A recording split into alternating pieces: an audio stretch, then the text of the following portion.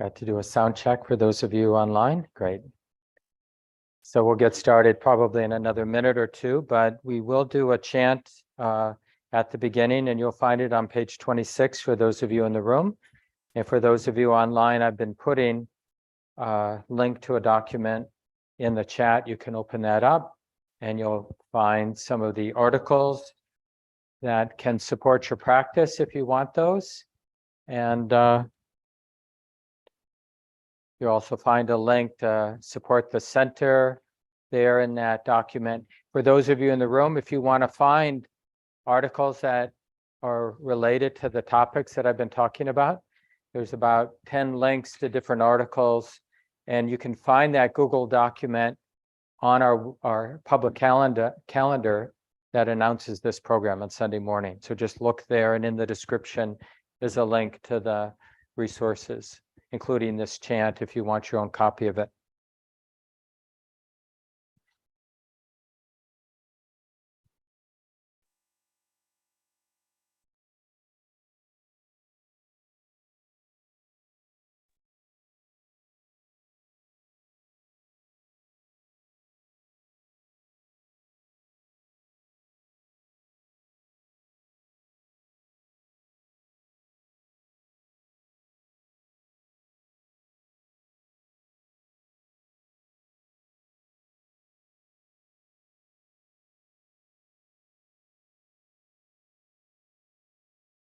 Good. So let's go ahead and begin with this chant, the 5 subjects for frequent recollection, page 26 for those of you in the room.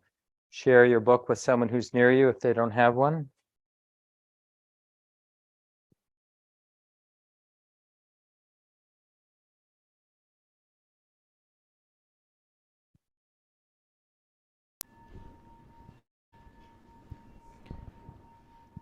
I am of the nature to age. I have not gone beyond aging. I am of the nature to sicken. I have not gone beyond sickness. I am of the nature to die. I have not gone beyond dying. All that is mine, beloved and pleasing, will become otherwise, will become separated from me. I am the owner of my karma, heir to my karma, born of my karma, related to my karma, abide supported by my karma. Whatever karma I shall do, for good or for ill, of that I will be the heir. Thus we should frequently recollect.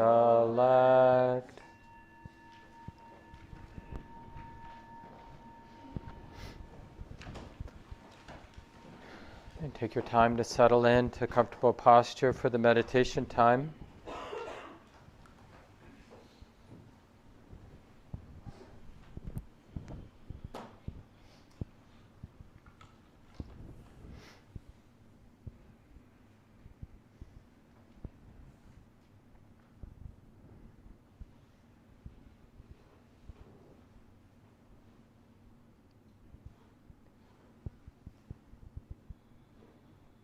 So it's quite important not to rush into some meditation technique, but just to allow for that natural settling, connecting, waking up to being here in this body, in this moment, feeling what's here to feel.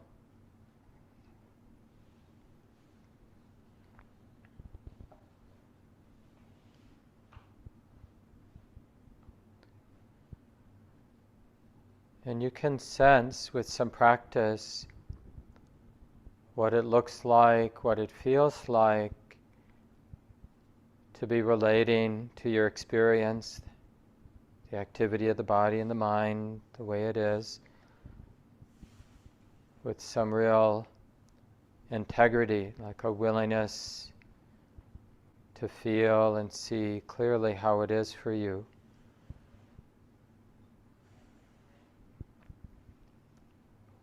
Waking up from any distractedness and denial, any superficiality that might be our habit. A real integrity and a willingness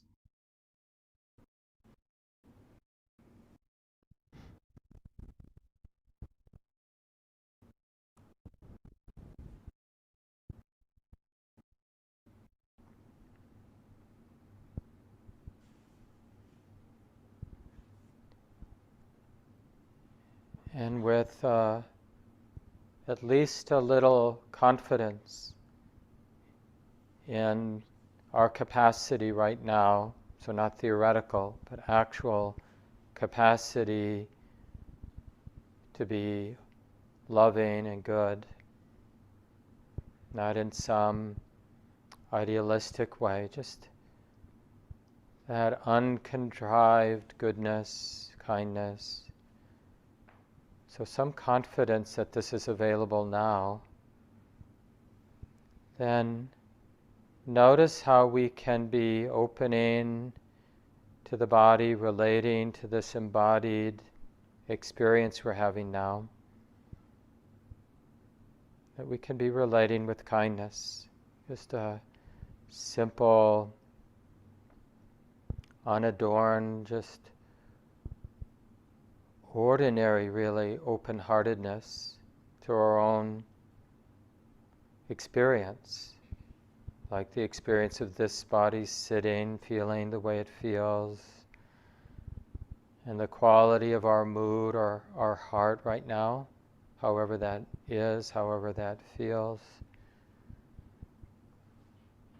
And one of the most natural and obvious expressions of love, of kindness, is just that willingness to be close. And not to have to neurotically fix ourselves or fix another, but just to meet our life in a kind, open-hearted way right now. And you can even repeat the phrase if it's helpful. I'm not afraid to meet my life. I'm not afraid to feel what's here to feel. I'm not afraid to be close because I care about this life. I'm willing to be close right now for at least a moment or some moments. And I don't even need a story about my life, whether it's good or bad. But there's something healing and soothing and I guess we could say beautiful about this willingness to be close with kindness because we care.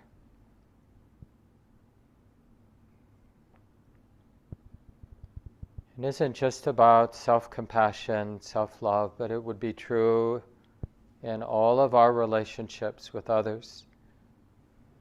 That willingness to be close, the willingness to keep another or even all beings in mind, not to forget, not to throw others or ourselves out of our heart because it's too much or we don't know how to feel what we're feeling. So we practice, starting with just this embodied experience right here, as if we were talking to our loved one, in this case it's ourselves. Honey, I'm here for you. And I'm not afraid, or at least I'm learning to not be afraid to be close and to simply meet my life as it actually is right now. Not my idea or my interpretation, but this lived experience. This visceral, embodied, lived experience here. And we know we're getting close when we sense how alive it is, how really always different than whatever interpretation or idea we might have about ourselves.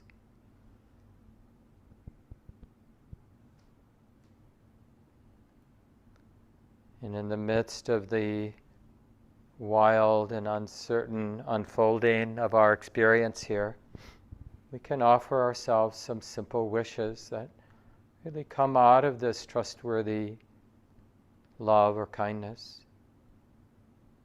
May this body, this sensitive heart, be deeply safe. And may wisdom and love protect me always. May the deepest wisdom and love protect this life always.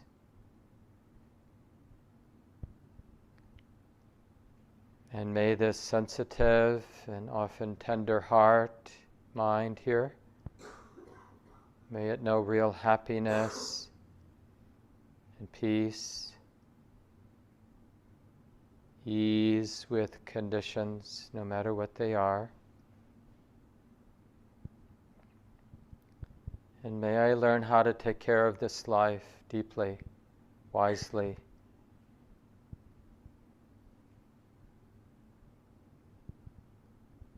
And so we're trying to tune into this quality of metta, which is the Pali word for loving kindness, or that basic benevolence, goodness, this capacity for spiritual love, you could say, I guess. And we can prompt it by repeating some phrases, but we're tuning into this quality of generosity and upwelling of goodness. And this is uncontrived, but we can prompt it or we can remember it by simply sensing our life right here, this sitting body, this heart, however our heart feels right now, defended or open. And then offering some phrases, and you can repeat the ones I offer, or you can come up with your own, just keep it simple. May I be safe in all ways. May the deepest wisdom and love protect me. Protect this body, this sensitive heart.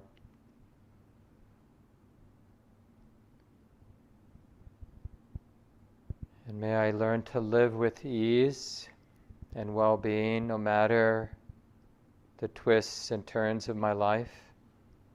May I always live with ease, the ease of well-being.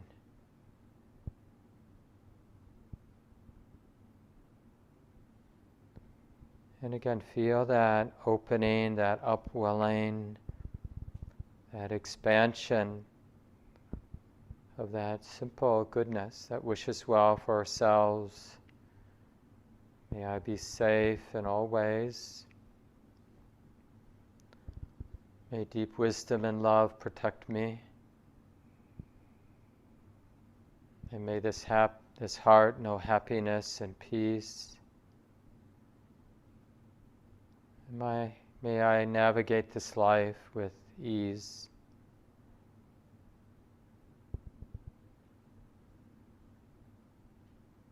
Just continue on your own, using phrases or just repeating a word like wishing ourselves ease, ease for this heart and body, or no words at all. But feel that radiant and expansive upwelling of goodness. Your heart's own capacity to be wishing well, that generosity of love.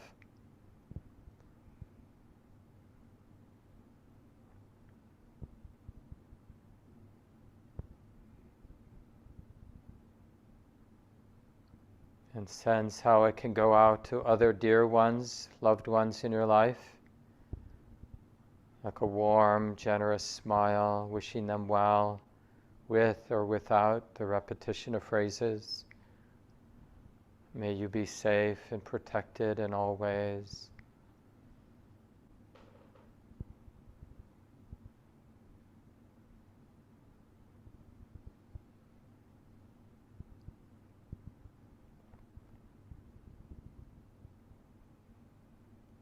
And although it's relatively subtle, we can keep this generosity of love, generosity of the heart and mind, as a kind of meditation object. Feeling that, sensing that radiance of love. All around, above and below, everywhere, in every way. I will abide with this heart, this mind imbued with love, with goodness. Abundant, beautiful, boundless. Nobody is left out, no thing is left out. I will abide.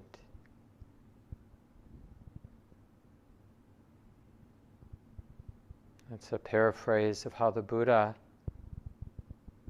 taught this loving kindness reflection. I will abide, pervading all four quarters, in front of me, to the right, behind, to the left, above and below, all around, everywhere, in every way. I will abide, pervading the all-encompassing world, all beings, no one left out, with love, with kindness and compassion, appreciation, beautiful balance, abundant, exalted, beautiful, nobody left out. I will abide. So continue using these different reflections to be able to keep love in mind, to sense it, feel it, and to eventually just abide, to relax. So you're not even doing the loving kindness. You're just being it, relaxing with it, letting it go out everywhere. So we'll continue in silence now for about 15 minutes.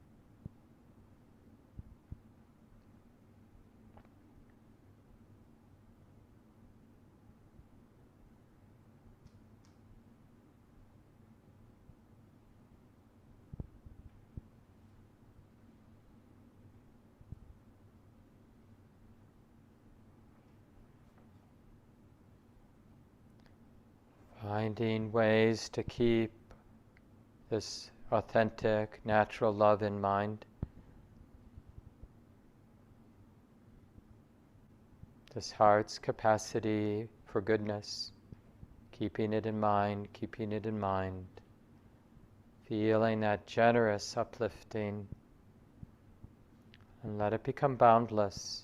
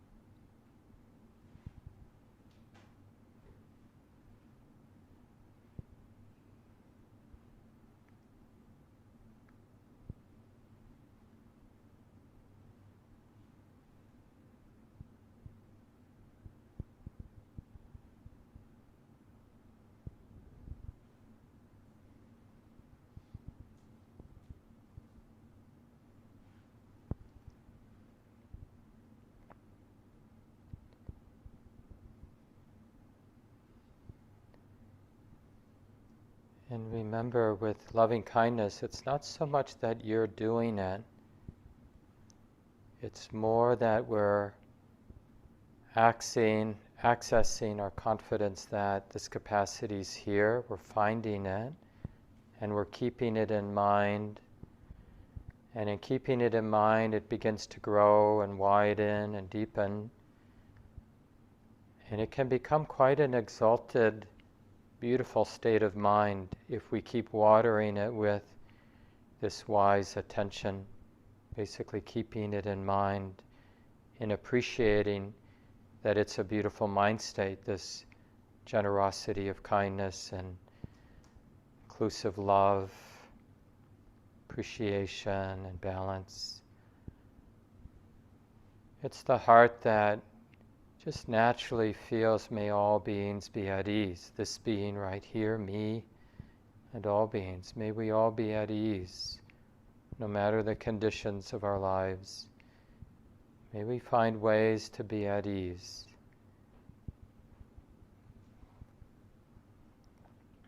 And we learn to abide in that attitude of love and realize how functional it is, how protecting it is, so that we can start to live more and more of our life from this or with this attitude of kindness. But we have to develop our skill at keeping it in mind, which is what we're doing now.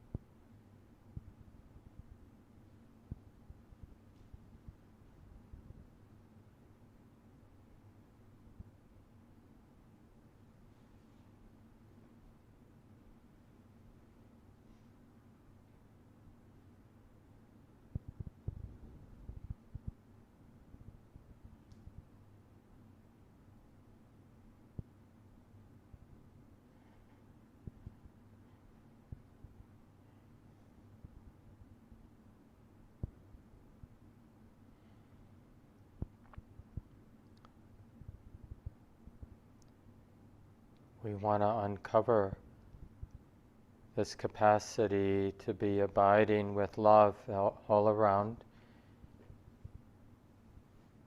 Even though the world is imperfect, we're imperfect, or all of our dear ones in our life, our good friends and family are imperfect. But still, it is possible to have this very real, radiant, steady goodness. May you be well. May your heart be at ease and happy, no matter the conditions that you're facing in your lives. May you be free from suffering and free from the causes of suffering. Those wishes can be very real and experienced directly in our heart as something good and uplifting, even though we know the world is the way that it is. So it's not about being idealistic or imagining that our love is going to change everything. It's more simple.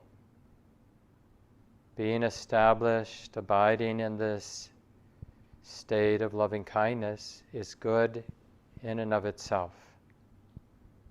Wishing well, loving generously is good, inherently good, and we can sense that right here and now. It's functional, it doesn't have to be idealistic in any way. So for the last minute or so, we can just imagine going about our day to day. Keep returning whenever we lose this thread of kindness, just finding our way back. Maybe I can actually live my day every day with just different attitudes of love.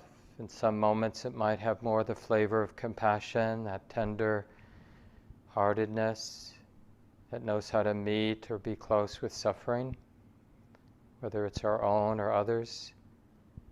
Other moments it might be more appreciative and grateful and being able to connect with what's beautiful and good in the world and appreciate it. Other moments it will be just a radiant balance that's not afraid of confusing situations.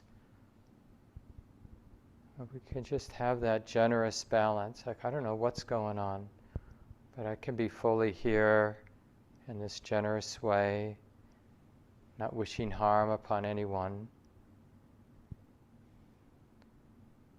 And this is what it means to be established in friendliness, goodness.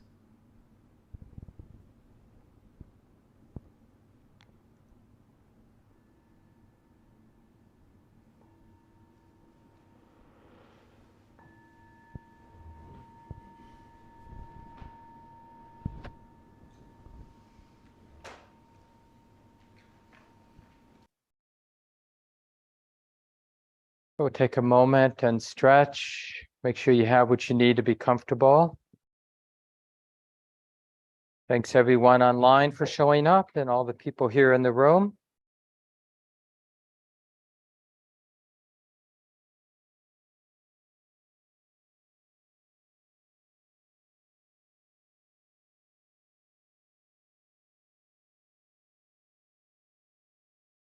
So we've been looking at the Buddha's teachings on the three characteristics. It's a pretty central teaching. It's the way the Buddha described, giving us, in a sense, pointing out instructions that when we train our mind to be present, which means we're not just in our thoughts about things, in our interpretation of what's going on, but we're in that more simple, immediate presence, like those of you at home or those of you here in the room, a lot of us are orienting around our visual experience, because that, for most of us humans, is one of the most predominant and engaging of our sense experiences, what we're seeing. But it's so easy for us to actually not be in the seeing, but in the interpretation of what we're seeing. Because seeing is just that experience we're having right now. If your eyes are open and working, seeing is just that experience of visual forms, colors, shapes being known. And then that related activity of perception, the mind interpreting the sort of raw data of seeing, that's another thing that can be known. But mostly we immediately get lost in the mental interpretation, the perceptual process. And we start doing riffs on whatever we think we're seeing, or whatever we think we're hearing, or whatever we think we're thinking, right? There is some sense experience, whether it's a thought or a sight or a sound or a touch. And then there's immediately the perception and interpretation, the meaning the mind, the thinking mind creates, you could say. And then we have thoughts about that interpretation. And that process of proliferation, mental proliferation, that's most of what our experience is made up of. Every once in a while, we have an awareness of a more simple, direct, immediate seeing or hearing or touching, or thought is just thought. And then very soon we're lost in it again, lost in that identification with our interpretations, our mental processes of, we call it papancha in early Buddhism. It's kind of an interesting word, papancha. It almost sounds like what it means, mental proliferation. It's usually how it gets translated.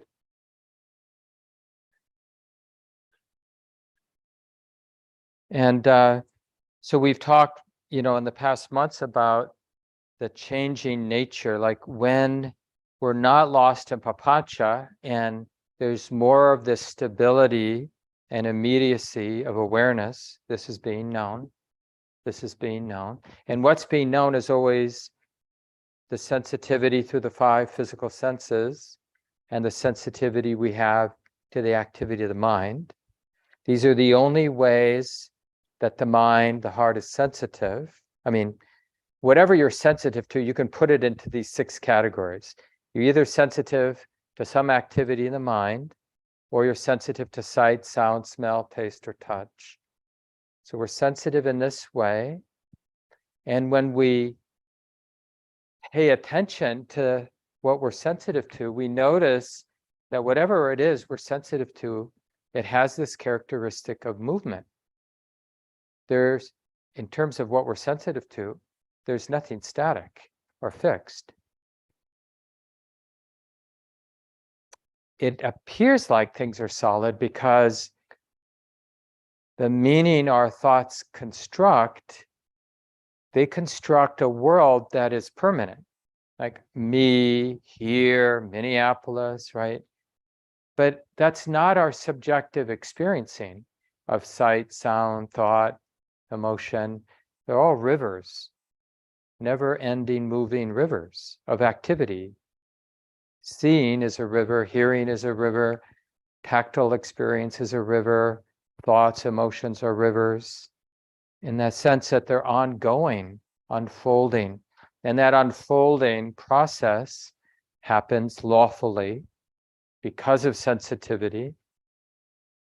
Even the mental activity, the way our mind, what our mind does with sense contact, the meaning it constructs about what we're seeing and what we're touching and what we're hearing, our response and reactions to all that, that's also just a lawful, natural unfolding, right? It's just the play of these different causes and conditions. So the first thing we talked about is really having a more honest appreciation of how everything is in motion. And then whenever the mind, because of its conditioning, wants to manage the flow of our experiencing, that's what we call dukkha. Dukkha is that, it can refer to just the ordinary mental and physical pain that comes our way at times. But in a spiritual sense, it's more often used to point to the deep habit of, like, given my conditioning, given the underlying view that I have, I want to get on top of the flow of my experiencing. I want to manage it so it's the way I want it to be. I want my thoughts and emotions to be the way I want them to be. I want my external experience of seeing, hearing, smelling, tasting, and touching to be the way I want it to be, right? And that, when there's a sense of a somebody who wants the movements of conditioning to be particular ways and not be other kind of ways, that creates some friction, because nature, these rivers of causes and conditions, they're just playing out what's in motion. It's just the continual unfolding of all that momentum, causes and conditions. And then what gets inserted in that unceasing free movement of everything is me, who has preferences, my likes and my dislikes, right? And that creates the experience of friction or resistance. And that's the deeper, more subtle meaning of the word dukkha, that usually gets translated as suffering or stress in early Buddhism. And we want to get to know that. It's actually our most important teacher, just to be a little provocative. It's what will really teach us how to be more free, fully free and released in the messy world we already live in. So not like when we get to heaven or we get to some perfect situation, but right now, if we're interested in more degrees of freedom and ease when it's like this, then we have to get to know that place where nature is doing what it does, all these rivers of experiencing, of sense experiencing, right? So that's just nature unfolding because of everything that's in motion. And then there's these habits, deep underlying habits of mind to resist, to want to project an agenda or expectations on how our life, the moment, is unfolding. Even this moment here at Common Ground or online, watching this program. Some of you are watching this much later because it lives, as most of you know, online and our YouTube channel and dharmaseed.org, where we have all of our talks up there, so people listen later. But we're all having a moment, and that moment is unfolding. And if we're projecting a me who wants to manage the moment, then there will be tension, there will be stress right then and there. And we can go, this is dukkha. That's what the Buddha was talking about. Oh, and he says it's our teacher. The Buddha talks about 3 insights we have. There is dukkha. That's like that discovery. Because it's one thing to hear it and kind of get it intellectually. But then when you see it in its living colors in your own experience, directly, immediately, it's like, oh, that's that habit of mine. Things are unfolding as they are. And then right here and now with that unfolding is the mind resisting it or trying to steer it or trying to deny it, or right? And we go, oh, yeah, that's that squeeze that we call dukkha that the Buddha was talking about. Right here, I feel the friction. I feel the resistance. I feel the weight of that. Okay. So the Buddha says dukkha needs to be seen, understood, connected with, observed. And then we need that insight. It has been understood, right? So it should be understood until we can say it really has been understood. There is dukkha. It should be understood. It has been understood. It sounds like the same insight, but there are kind of 3 steps to that, like, oh, I get it. Even intuitively now, we probably all get, oh yeah, I know what the Buddha's talking about and what Mark's talking about, right? Now I need to really have that immediate direct insight. Oh yeah, this is what he was talking about. Now it's just not my intuition, but I'm really connected. Until there's nothing left to see or understand about it. You've so fully been interested and had brought a lot of integrity, like, yeah, this is relevant. What does the mind do when I'm in the flow of experience? Oh, its chronic habit is to resist or control or manage or deny. And that always feels like this. There's a subtle or not so subtle squeeze in the heart when the mind does that. That's the second insight related. So one is change. You can't have that second insight without the truth of impermanence. So there's a truth of impermanence, the truth of unsatisfactoriness, which is a slightly better translation of dukkha, which usually gets translated as suffering or stress. And then the third, which we're starting to talk about now for the next few weeks too, is anatta, which usually gets translated as the not self, impersonal nature, empty nature. This is the more provocative one, harder to understand intellectually and intuitively.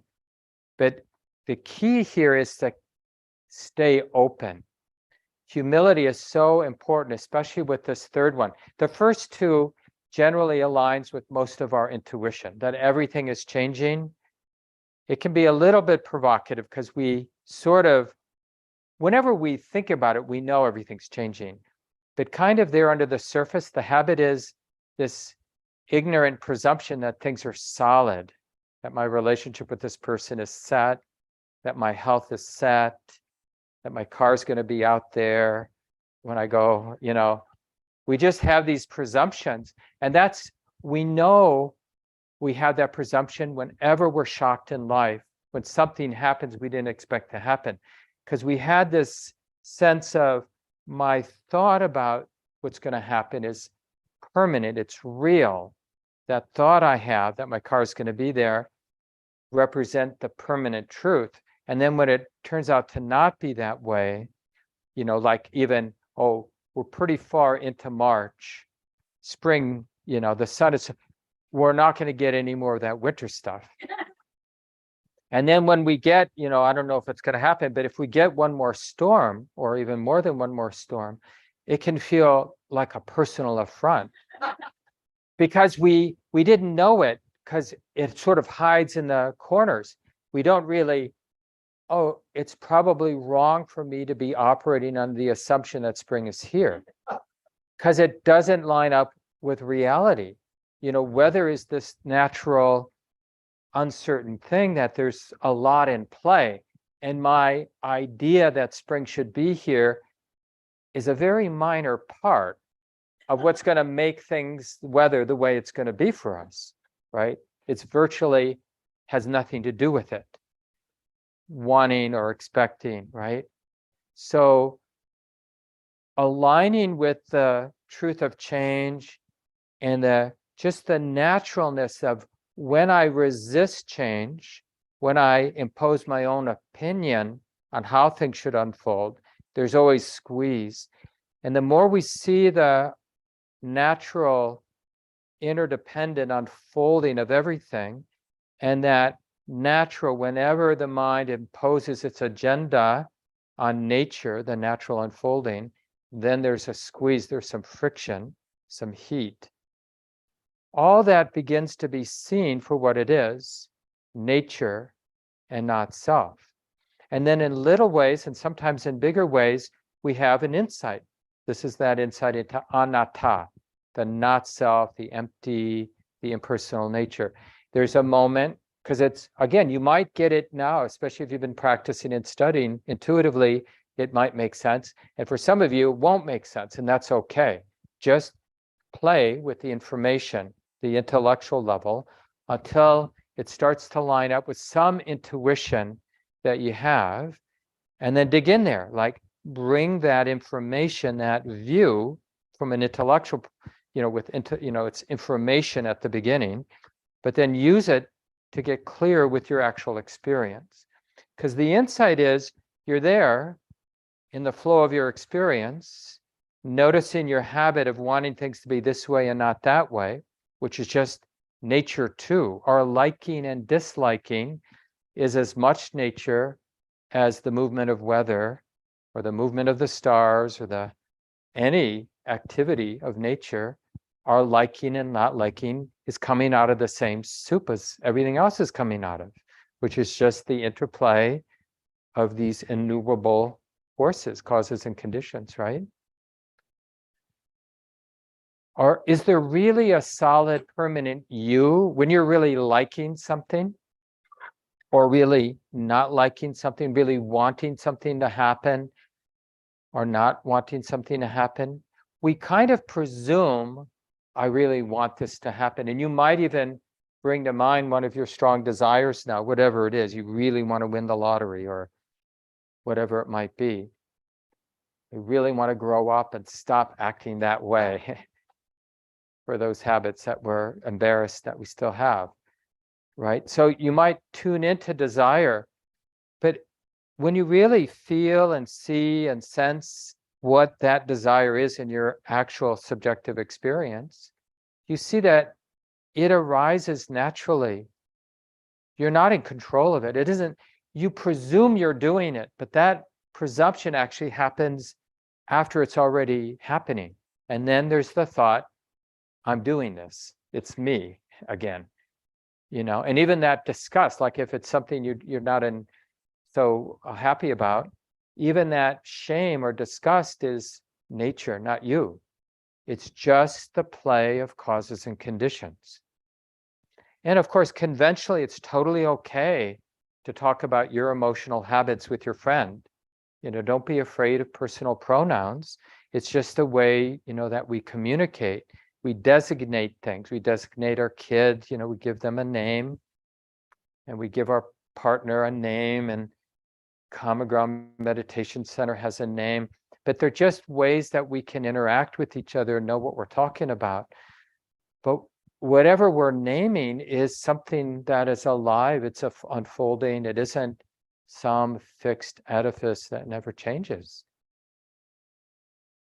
And so these patterns that we see, we want to see that they are empty of self, and we'll begin to see that. We'll see some shame cycle. Let's say if that's your thing, one of your predominant emotional patterns, to feel I'm not good enough or something like that. It's pretty common for us to have some version of that, right? So it gets triggered. But someday, if you've been practicing with some sincerity, formal practice, informal practice, some study, right? Then someday that pattern of feeling I'm no good, never been good, it's going to play itself out because it's nature. But there will be this silent wisdom and awareness that goes, oh, that's nature. That's not self.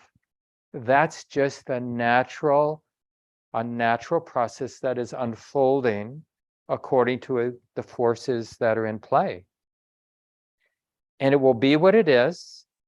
But from our so-called subjective point of view, now that there's some wisdom there, it will have a kind of semi-transparent, porous, lighter quality to it than we normally in the past have experienced. In the past, because we immediately identified with that pattern, we took it personally, then it personally felt heavy.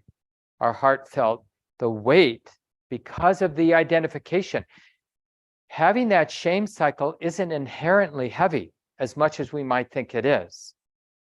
Being defensive, being the so-called needy one in the room, or whatever your personality patterns might be that you're not so happy about.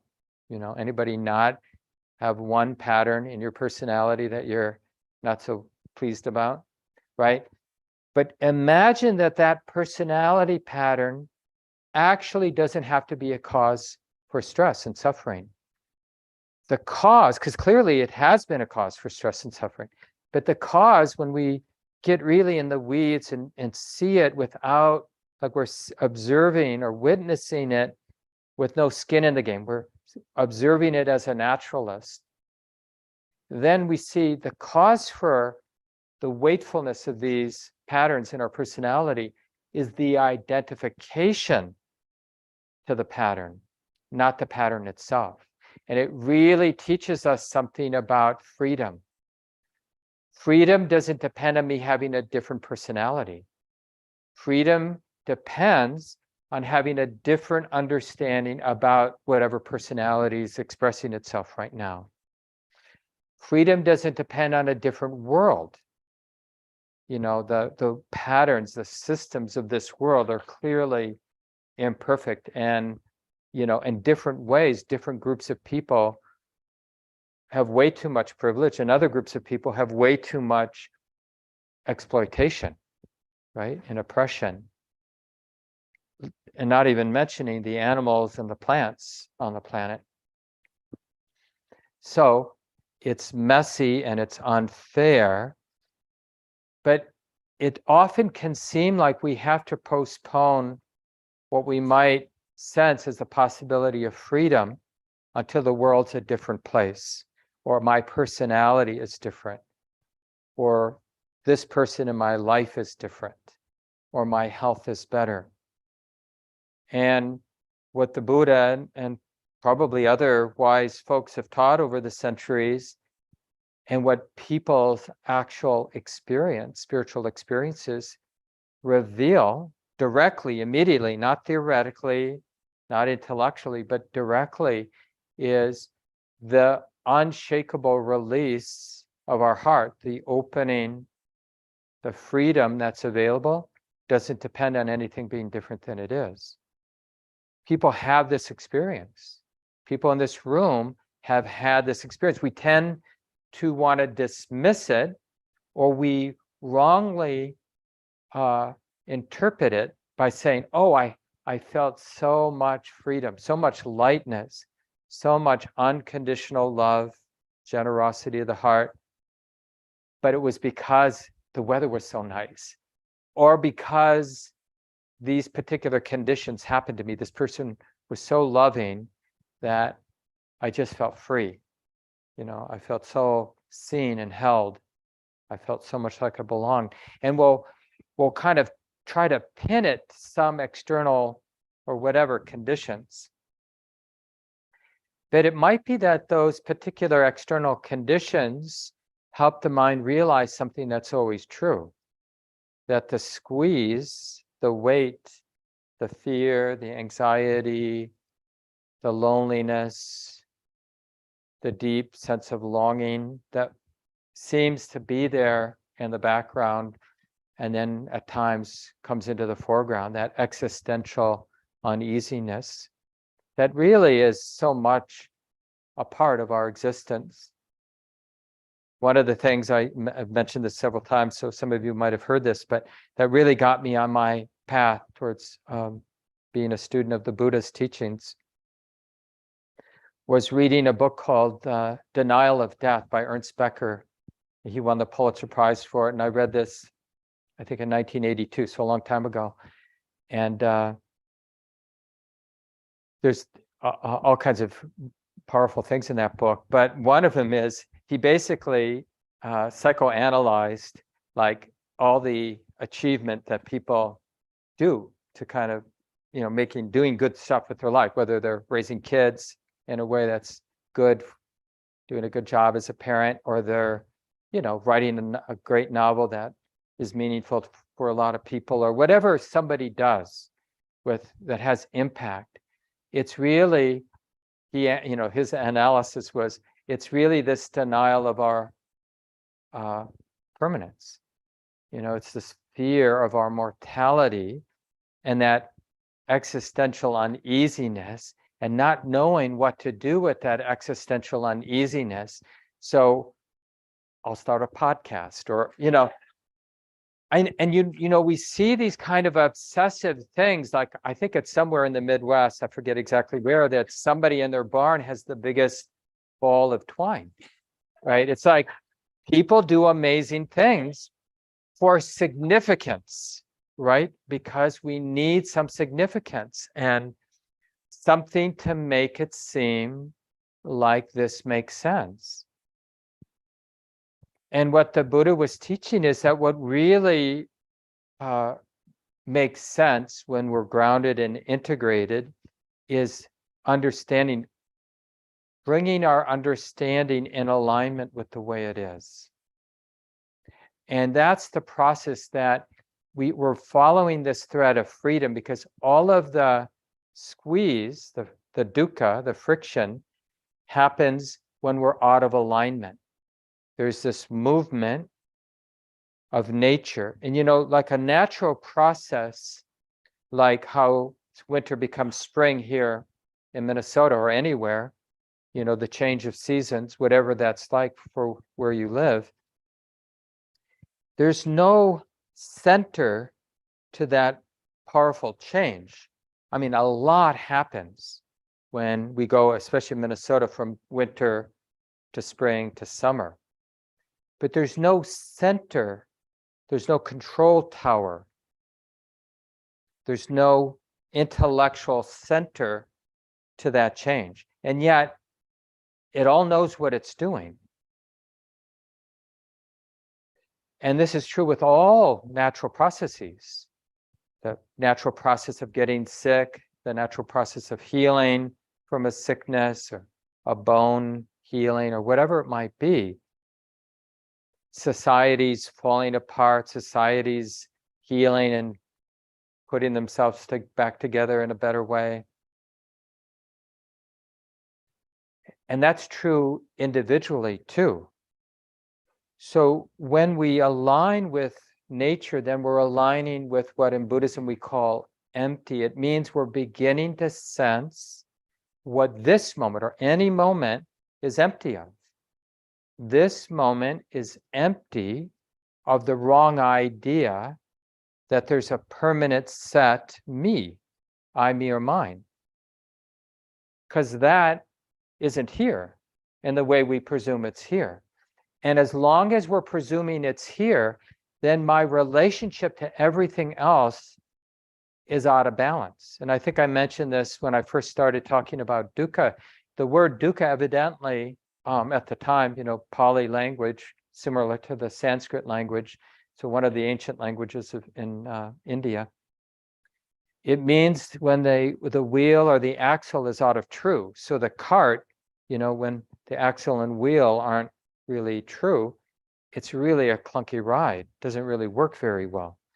And that's a kind of an apt word for dukkha, because when our understanding is out of alignment with the way it is, when unconsciously, because it's such a deep, pervasive view, the sense of separateness and me kind of being back there somewhere, all of this is happening to me. And because I'm so fixated on what's happening to me, we never get interested in that sense of the me it's all happening to. We never bring a fresh look to that sense of self. Do we? Have you? No. It's clearly the most relevant thing about our existence, and we just presume that our understanding, which has been there since maybe we were 3 or 4, we got it right.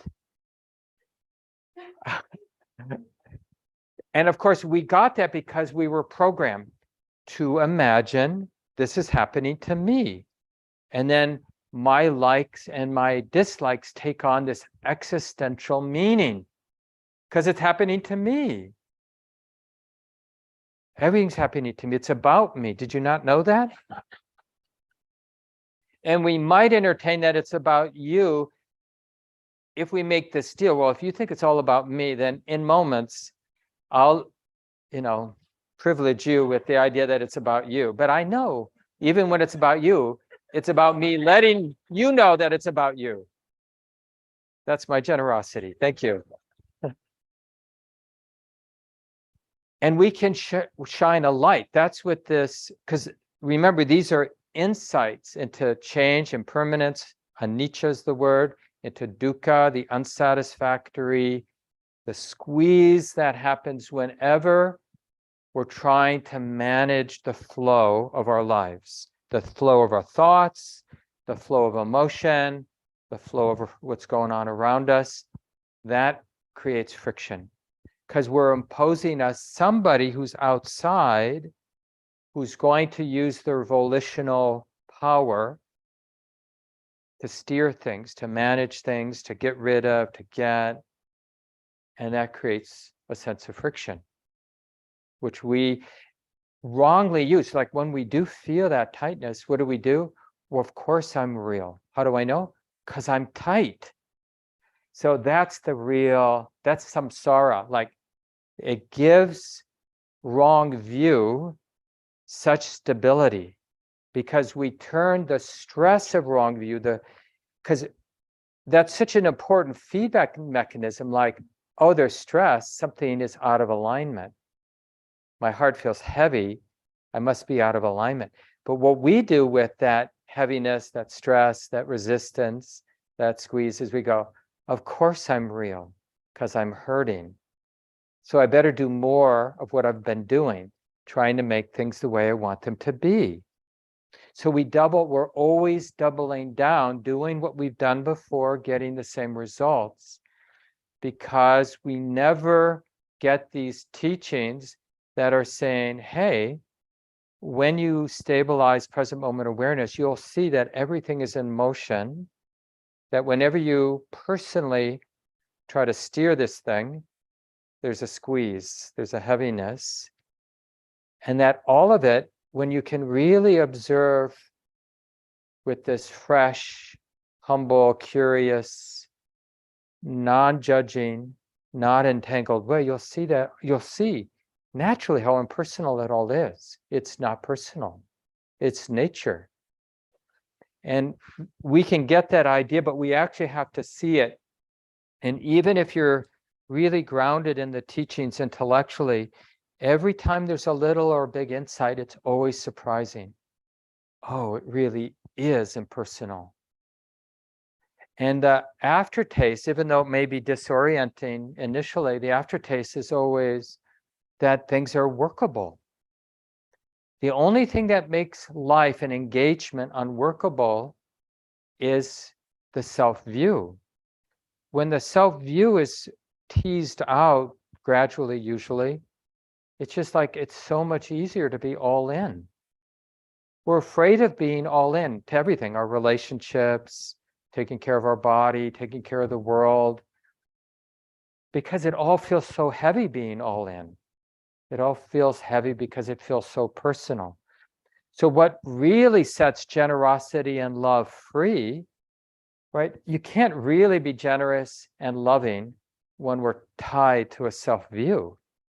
Then it's a business relationship. Yeah, I'll be generous because I have to, or because I want people to see me that way. I'll be kind or whatever. But real kindness, real generosity, it really arises. It's sort of the natural, unavoidable expression of the absence of self-view, non-self, an anatta. But these insights are not like sequential. You'll notice the more you dig into your practice and study, you'll just see that one of them just appears to you to be more relevant, whether it's the impermanence. The Buddha, in the tradition, we talk about them as gateways. The gateway of getting interested in the changing nature, getting interested in the stressful squeeze nature of whenever we're imposing our idea, our view, and the impersonal nature. So you can just get a sense in your own life what you're drawn to. Because when you really see change, you're going to see the impersonal and stressful nature. When you really see dukkha, you're going to see it's impersonal. Suffering is not personal. When there are the supporting causes, there will be the squeeze in the heart. As soon as those supporting causes aren't there, like wrong view, self-view, you'll see that weightfulness, heaviness of your heart will not be there. You're in the middle of some drama, you're totally identified, and you'll notice, oh yeah, this heart hurts. And then all of a sudden, there's more space in your mind, and you realize, I was just making that up, in the way that I've done 100 times, but now I see it. And all of a sudden, it's like, what a moment ago was heavy is right now not a problem. What changed? Your view, your understanding changed. It's like a bubble got popped, and in that bubble, this view, this self-centered view dominated. And then you lived in that reality. When we have a strong self-view with identification, then that, like a dream, when you have a dream that everyone's out to get you, right? Then it's like a nightmare, because that reality is your reality. There's no other reality when you're in that dream. And then when your lover wakes you up and say, honey, are you okay? And you realize, oh no, I'm safe. Then that dream, you can still remember it, but you realize, oh, that was a concoction, right? And it doesn't represent this reality. And that's how we get pulled in.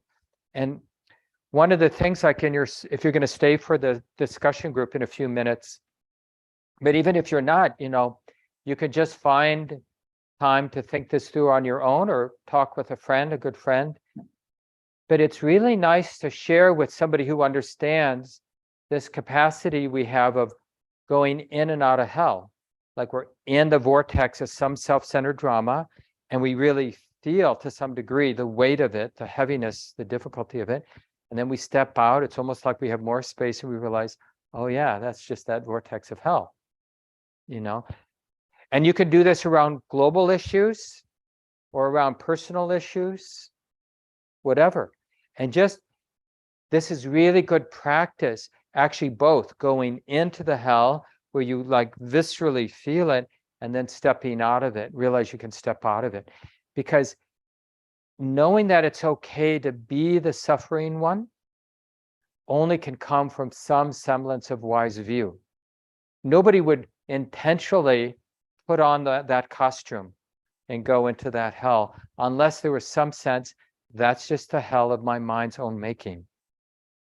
And then to step out of it is like, oh yeah, and then to step in. And this is related to a lot of healing of trauma and other unresolved pain in our life, is this capacity to know how to turn away from it, to step out of it, and to know how to step into it. Say, yes, you two belong, and I'm developing a capacity to be with you, to not be afraid of the costume and the mind states and the visceral, vibrational quality of this difficult state. In and out, in and out. So that may be nice in the small groups to talk about. And also at the end of the month, usually I take a couple minutes and just remind everyone about this practice of dana, or generosity. And it's not just about your relationship to Common Ground Meditation Center, but really about how we live. And it's a natural expression of emptiness, right? Because when there's emptiness and we're in alignment with that truth, we're not imposing a sense of somebody, me, being on the outside, but it's just this, then our relationship with everything is characterized by the circle of giving and receiving, fearlessly, generously. And so just start exploring it, and everywhere in your life, practice receiving freely. So like in terms of Common Ground, the invitation for 30 years now, we haven't charged for anything, including even our residential retreats, because we want the teachers and like our leaders, our board chair, and all of the people who make this place possible. We practice creating a place that is giving everything away freely, because it's a beautiful thing to do. And then for 30 years, there's this beautiful circle. People give back, but people give back best when they've practiced receiving freely, no strings attached. We don't want people to give because you're here taking, receiving, right? We want you to give because it makes you happy to give, and we want you to receive because it makes you happy to receive. So whatever you get from watching the video later, or being here in person, or being here online, or all the different ways people participate in the community all over the country now, right? We're not just a Minneapolis-based place anymore.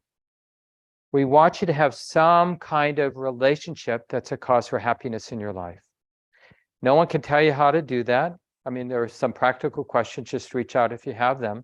But if you give too much, it won't feel good. And if you don't give anything, even your good wishes and appreciation, it probably won't feel good.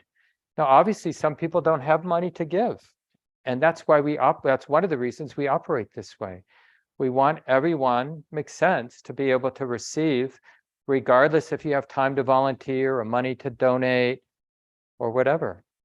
But there is a way to be in every relationship in a way that has that circle of giving and receiving, even if all we're able to do is just be really appreciative, or we're giving in another place in our life. You're raising 7 kids or whatever you might be doing in your life. And that's, everything you got is flowing that way.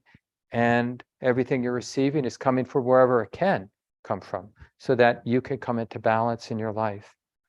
And so far, it works well enough. We have this building, we have our retreat center in Wisconsin, about 83 miles out of the town here, and have our paid staff and support our guiding teachers, Shelley Graff and myself, and all the other teachers at the center.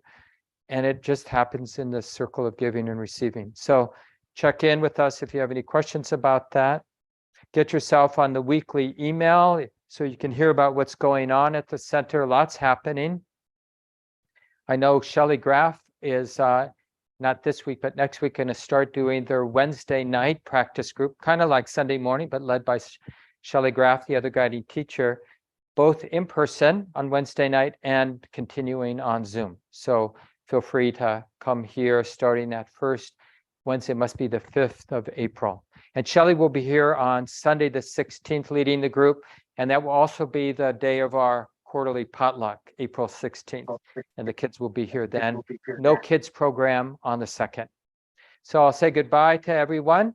And all of you who want to be in a small group, just stay. Lucy online will divide you in a small group, and Ruth and I will divide you into small groups if you want to have a 15-minute small group discussion. And we'll ring the bell at 12 noon to let you all know when to end. So Lucy, I'll make you host.